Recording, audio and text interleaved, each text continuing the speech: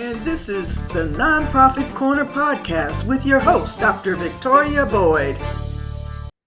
And welcome to the Nonprofit Corner podcast with your host, Dr. Victoria Boyd. We have one of my favorite topics, and you'll understand why soon. We're going to be talking about grant writing, and everybody seems to think that they want a grant. We're going to go into that more, but let's first talk about who we have as a guest today. This is Stephanie Schweitzer Dixon, and she is with SSD Consulting. She's on the East Coast, way over there. I know, because I'm on the West Coast, but it doesn't matter anymore. But thank you for being a guest on the Nonprofit Corner podcast. And you actually have 25 years in the sector. You know, it takes a lot of heart and grit to stay in this sector for 25 years. But go ahead and tell us some background. Tell us how you got even into the nonprofit sector, and maybe what has kept you around for so long. So, I have not always lived on the East Coast. I used to live in the Midwest. Okay. In actually a small rural community in South Dakota where that what you said there, everybody wants a grant. How do I get a grant? And I started grant writing living in a small community where I started with a library. Okay. And it didn't take, the 6-digit figure grant for word to spread that there was a way to get grant money, which is always perceived as that free money. Easy to do, easy to find. Yeah, right. I'll Right. just say that. I'll probably be saying that throughout the whole show. Yeah, Absolutely. right. Yeah. And that was kind of the mentality as I worked there for a few years, and everything from museums to the clinic to the fire department to the schools wanted to get grants. And that's understandable, living in, working and breathing in the nonprofit world. But when they found out that was a viable option, I got very busy.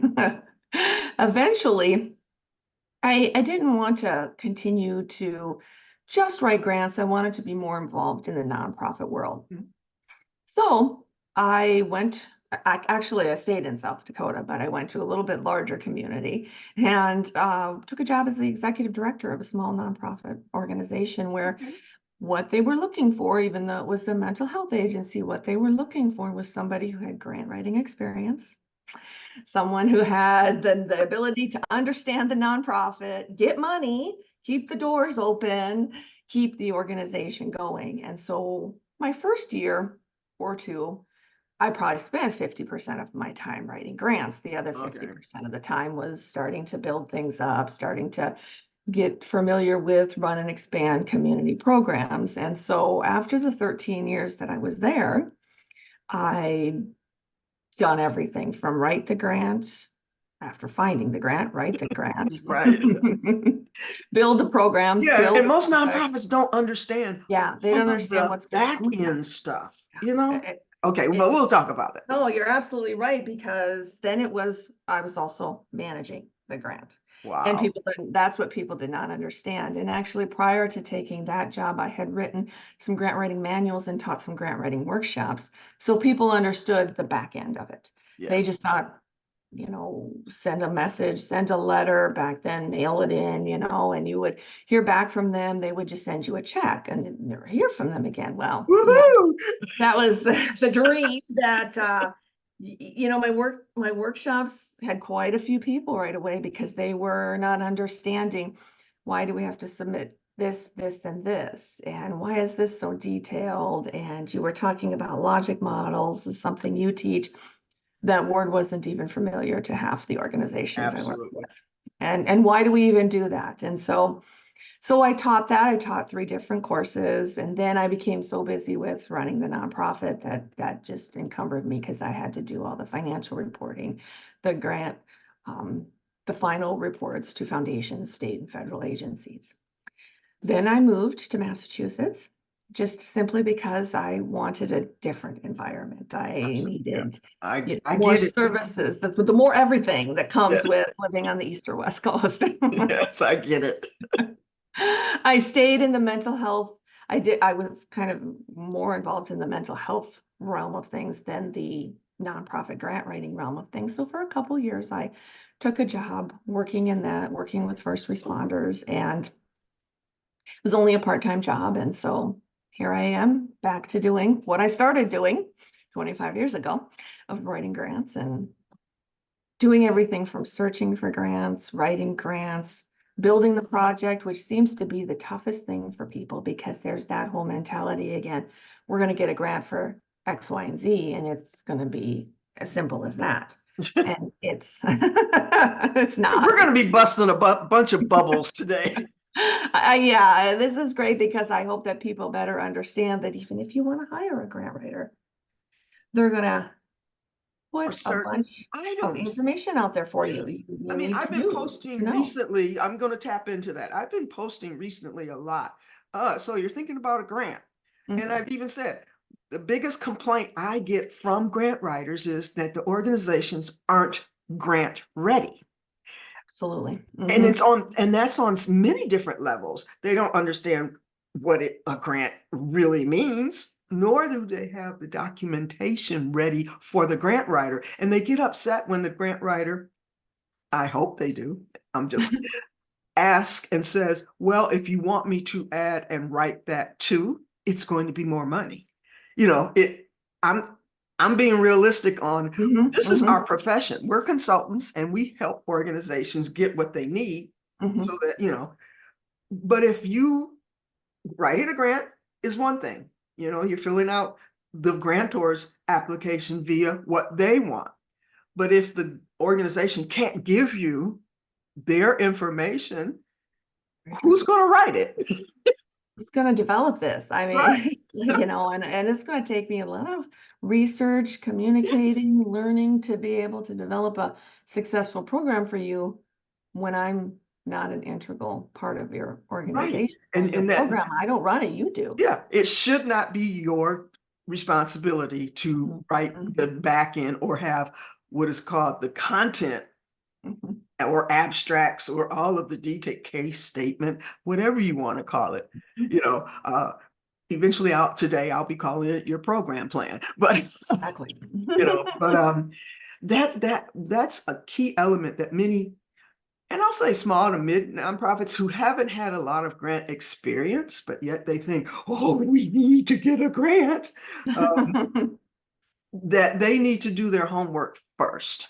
Yeah. And yes, I'm sorry I interjected and Oh, stopped you're you on your fine. flow. It's probably the biggest thing, and it's the biggest hindrance that I have found to grants being awarded and really being able to work together to get them is when Yes. you don't have, I want money to run a after school program, for example. Okay, but you can't just ask somebody and say just that. And Yeah. so I tell people to think about it from the donor's perspective. If somebody's giving you money and a lot of money, regardless of how much money they have and how much money they have to give, it's the You want fact to of know if where you it's give the going. money, you want to know what they're doing with it. I Right. want to know what somebody's doing Or with what the change in donor's the money. world is, what impact is it having? Uh, Mhm. and like you said, yes, donors want to know that. And a lot of times nonprofits get wound up in me. We do this, we need this, we want to, instead of look, like you said, from the donor's perspective, and that's called donor-centered fundraising, where what Mhm. do they want? They want appreciation, recognition, and communication. Mhm. Those, top three things. And Yeah. so how are you going to do that? Same thing with grantors, Mhm. but grantors specify what they're interested in. Too.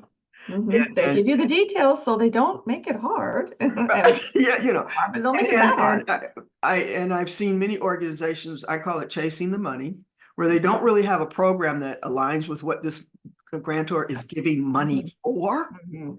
And they said, well, we can create that program. No, no, no, no, no, no. That's a bad idea. Yeah, that's Bad called idea. chasing the money. Okay. that's where I got to the whole compass thing, that your mission is your compass and everything should be aligned with that. Okay, so anything else you want to add about your background and what you do? You said you write manuals, you give Mhm. writing grant writing workshops, or understanding more about the whole intricacies of the grant world. Is it actual writing at workshop? My first introductory workshop was more the intricacies of the grant writing process, which is where the 5 key steps came from that we're going to talk about in a little bit.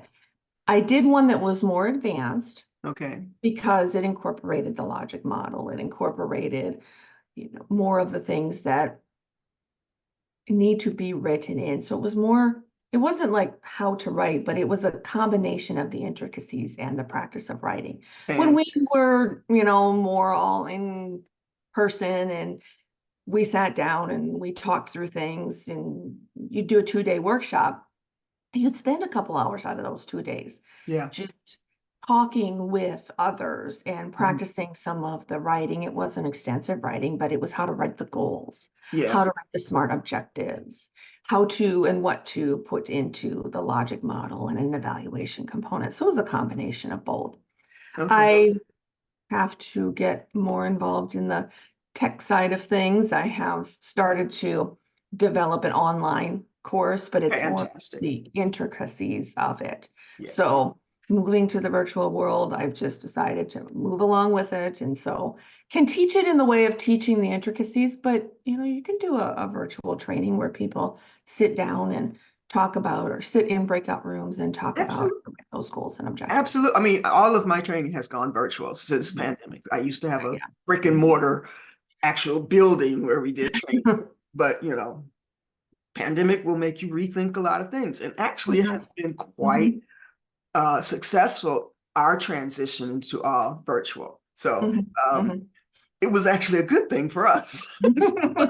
It had a lot of good things to it. It was Yeah. Well, obviously for those in I there, really but it was there's appreciate that some things. now many, many, many more people, including nonprofits, understand how to get access to more information because of the virtual access platform. Mhm. Before, oh, well, I don't know how to do that. I don't know how to use Zoom. I don't know how to do that.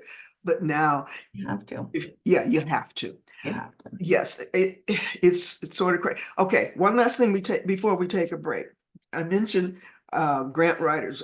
I hear from them. What would be the top 3 challenges you experience as a grant writer I'll say that are most common that the organizations aren't doing or providing you with, or The biggest thing was what we just talked about, not having a developed program, yeah, not being involved enough in developing that program. The second thing, which I think is more, it probably always has been, but I see it more today, is data.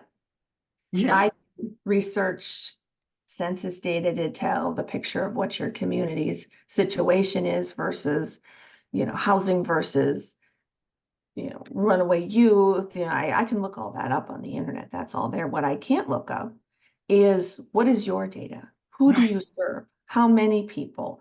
How yes, many people? And some organizations, this is very, yeah, basic data we serve, 325 yeah, youth, 365 and days and a and year. that well, But it's yeah, much more than that when I'll it talk comes about that later. to, Yes, yeah, go it's absolutely. absolutely. The other one, I think that the other one is that they expect the grant writer to do it all.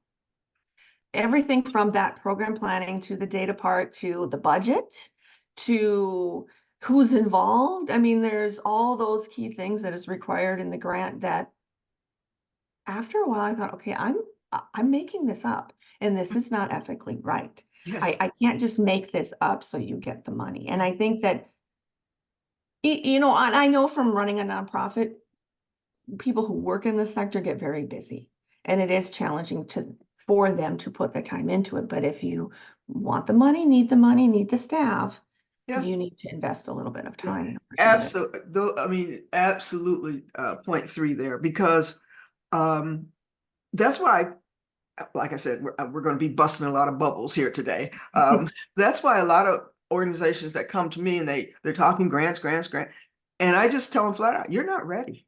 You, And that's probably very true for most all of them that are yeah, just you're, expecting all but that. why, you haven't done the fundamentals. This, Mhm. you haven't put Mhm. in place the systems to Exactly. gather that data. Mhm. How are you evaluating to get that? Is it formative, summative, qualitative, quantitative? How are you? Those are words they don't know. They don't know those words. And that's why we're going to be talking about the logic model, because it includes all of that. Yeah. With that said, we are Yeah. going to take a quick break and we will be right back with the Nonprofit Corner podcast in just a moment. Want to make sure that your organization is grant ready? Then you must have your programs in the logic model. To learn more and to find training, go to lmpp.now.site. And welcome back to the Nonprofit Corner podcast with your host, Dr. Victoria Boyd, and a fantastic guest. This is Stephanie Schweitzer Dixon. She is a grant writer. She has tons of experience. She is hitting the key points. She's dropping nuggets here that you nonprofits need to be paying attention to, because from the grant writer's perspective, these are things that she needs from you, and it's not her responsibility. So we're going to get into 5 key steps for successful grant writing. Now, I'm sure this will overlap in you as a grant writer that can be hired, which I recommend most organizations do that, because never mind. I just recommend, I could go on with it. um, but it's key things that you, sometimes I say they should be there whether you're getting grants or not. So That's tell so us true. about, okay, your first line here is grant writing is a process. I totally agree. Let's talk a little bit more about that. I hmm, I broke the 5 steps down. We already talked about the planning process, and that's the first step, but I broke that into 2 steps Okay. because it's so vital. It's just so vital to say, we already mentioned, don't just go to somebody and say, we need money, here, get us money for an after-school program. Have you even assessed, and that's one of the preliminary planning stages, process of the preliminary planning stage, say that right, Right. is what have you assessed the community need? Yes, sometimes you can do the community needs assessment. It does not have to be that formal. It's what internally have you done as a staff, as an organization, to determine the need. We all know there's a need for housing. We all know there's a need for substance use and mental health services. We all know those needs. But again, what does it look like in your community? If you are, for example, providing behavioral health and mental and substance use services, my goodness, that can be anything from a small nonprofit I used to run Mhm. to the largest nonprofit healthcare provider in the country. Absolutely. So you have to divvy out, and that's what I aligned in my book. That's what I talk to people about is, let's prioritize those needs. There could be 20 needs under there. There could be 200 needs under there. You certainly cannot tackle them all. I always But tell them, what's look, what makes most you doable? unique? Mhm, mhm. How are you different from all of these other organizations? And how are you going to accomplish it? Yes. The money isn't going to solve it. I mean, just dropping you a 3,000, 300,000, or $3 million check is not going to solve the problem. No. It has to be properly implemented with the right staff, with the ability to sustain it afterwards. And all those are things that, even though we write that into the grant and you do your sustainability when it's over with, you must prepare for your sustainability ahead of time. Is this something we can even sustain afterwards, or is it just going to be a temporary band-aid in some situations? Right. And funders nowadays, they look at that. They've always looked at that. When you get into the more primary planning stages, it's again, who's going to be involved, but how is each step going to be accomplished? You're going to talk about the need, but you're going to talk about how you're going to solve that problem, how you're going to Right. address that need. And frankly, sometimes it's step by step by step. That's right. Yeah. It's not necessarily if it's a 1-year grant, it's going to be what you do on each of the days, but it's going to be step by step. How is that going to be implemented? Who's going to be involved? What other resources are needed? Yes. Granted, a $3 million check is wonderful, but if you only get 300,000 and you needed 3 million, how are you going to Yeah. accomplish it? Where's that The resources are supplemental? going Where's the gap going to be Mhm. filled? Yeah, absolutely. And planning for that gap. Yes, absolutely. I tell people they have to do this before they start looking for the grants. Because Okay, you're Go speaking my ahead. language again. You know, there's so many prerequisites. I'll call them prerequisites. I help people start nonprofits. There's prerequisites there. And that's Exactly. where I have been trying to introduce new, I'll call them founders, that they have this vision, this individual or, small group that want to start this organization. That's where I plant the seed of start with your program plan, because that will help you visualize and get clarity of what you want to do. Mhm. And a lot in this community, well, probably all over the country, many people will say, well, go to your small business development center. Most community have. They tell them Uh-huh. start with a business plan. They don't have a Mhm. clue at this point. I'd be happy if they had a strategic plan. So Right. they And can go off and of that. program plan basically is the foundation that gets you to create your strategic plan. Mhm. If you have a strategic plan, do you necessarily need a business plan? Not necessarily. I'm not, Mhm. business plan isn't a vital element. Program plan is, Okay. so Mhm. Mhm. that's my little soapbox that I keep jumping on, that, Mhm. it is that roadmap that will help you get grants and all these other things. Understand, like you just said, you need to know as an organization what it is you're doing, what makes you unique, and be able Absolutely. to, and you mentioned this way back early, be able to articulate it, to Mhm. say what Mhm. it is, Mhm. because That's you right. don't want to have to guess as a grant writer. I just can't make up stuff. Oh, those days. Oh, yeah. I just But making stuff unfortunately, up. so those days are still here for some They organizations. are. Mhm. Yeah. So keep going. I'm sorry. I keep jumping in because I keep hearing these nuggets. What you say just leads me to the next one, the uniqueness. What makes you unique? What Mhm. makes the program unique? Or how you plan to solve it. It might be an innovative way of solving it. Yes. That helps who's ever searching for the grant or the grant writer you hire know where to find the money. And that goes into the next step. What did I write in my last book? 20 years ago, when I Google searched the word grants, I'd get, I think, 3 million different hits. Probably when Google came out. Now it's like 385 million to Yeah. billion, just different hits. So my goodness, you can't weed through that by just even if you were just looking for healthcare grants. Right. You That's not probably refined enough. no, Yeah. you can't. And to refine it is based on that program plan you were talking about, Absolutely. based on how you're innovatively going to do it. Are you going to use technology? Are you going to use remote access? Are you going to tie into people's homes? And that ties into quite a few more options for funding. Absolutely. And obviously, when you find the grants, you move into the grant writing process, but you don't want to start that lengthy process if you find a funder who doesn't want to fund or just doesn't prefer to fund Yeah. services for people in the eastern part of the Yeah. country versus the And western part of the country, yeah, a or lot of times we your talk type of. about alignment, that, Mhm. in the whole grant research area where you're looking for, many organizations will keep the content too broad or generic.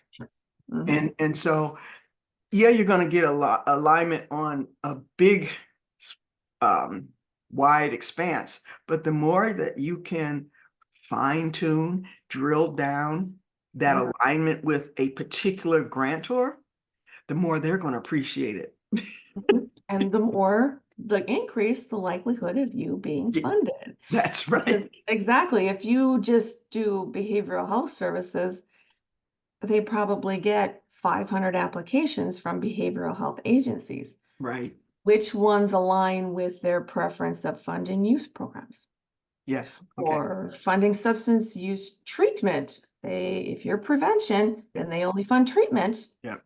It's not necessary to waste the time writing the grant. Yeah. And you bring up a good point there. How perceptive would you say most organizations are in actually reading grant RFPs, what the grantors put out and understanding how to read those RFPs? I think that when they see that they're like 80 to 180 pages long for some state and federal grants, that's when they decide to either delegate it to another employee or hire a grant writer because I don't have time to read all of this. I don't, and that's true.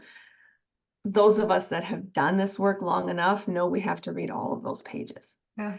We may not have to read the Freedom of Information Act and the paperwork reduction burden, those types of things. But 90% of those pages have to be read each page so that you don't miss. Are you aligned with the goals of Right. the program? Do you have the ability to do an evaluation? Yeah. Because that is a huge component Yeah. today. Can you do that internally? Do you want to budget for someone? Some organizations opt to then budget for someone. Who's that going to be? Right. There's a few grants where you don't have to have that determined right away, but the likelihood of being funded increases when you have set aside Well, the and research, identify yeah, those people. absolutely. The research is showing that 90% of grantors actually follow and use the framework of the logic model, which has evaluation and Mhm. all of those elements embedded in it. So, it's not just federal grants that No, have it's not. a request. These are foundation grants, community grant, private grants, Mhm. the whole logic model has become the standard, I want to say, Mhm. because it's a format. It's something that most grantors feel most organizations should understand, For and it sure. makes it easy for them on their end. You know, they have. Once you do it, you can better understand what you're trying to accomplish, the steps, what's needed for it. I think that people struggle with what's the difference between the objective and the outcomes, and that's a whole nother topic of conversation. But when you don't really understand that, it's either time to learn and have the staff training to learn that, Mhm. or to hire somebody who knows that. And fortunately, I work in an organization that has somebody who does evaluation all the time, Yeah. which is wonderful. But, really understanding and having the rest of the staff Yeah. understand what that person And is that's why supposed I to do. really Support. encourage what I call team training. We Mhm. offer what is called the logic model team training, where the entire staff, because marketing needs information from it, finances will Mhm. get information, how much is that program costing? Board recruitment can, Absolutely. you can put in there what you're trying to do. It, Mhm. it overlaps or supports almost every system in the Mhm. organization. And many people sort of, I want to say they work in silos. People do that in the nonprofit world. They Yeah, really and do. they go, well, I'm You get programming. stuck in that. Yeah. Okay, well, I'm Mhm. marketing. Okay, but you're all integrated. You all need each other and you all should be communicating. And that's why I love doing the team training where they're all getting um, understanding of the framework. Plus, I do a whole end part where it's showing individual marketing. Here's what you use out of here to support what you do. Finance, here's what you use for your implementation strategies. So great. Um, okay, we've talked about grants and development. What are some of the last things you want to make sure nonprofits understand, whether they're hiring a grant writer, which a lot of times I hope they do, Sure. I do. Mhm. um, sometimes they don't need to be using their time that way. They need to save their time for program implementation. But what would be maybe 2 last tips that you want to impart on the nonprofits? And sort of into wrapping it up is, so when you get the money, don't just think it's just easy. It's It's over. not free I don't money. have to do any. Yeah. Exactly. Thank you for that. It's not free money. And the fact that it's not, that there's nothing left to do then other than spend it. Because you went through, hopefully, did some program planning, developed a program plan. And like I said at the beginning, you worked on that sustainability piece that really ends the whole process, because it's tough to see. It was tough to be in that world, and I always had to prepare for it. When this grant is done, what am I going to do Yeah. next? What's then?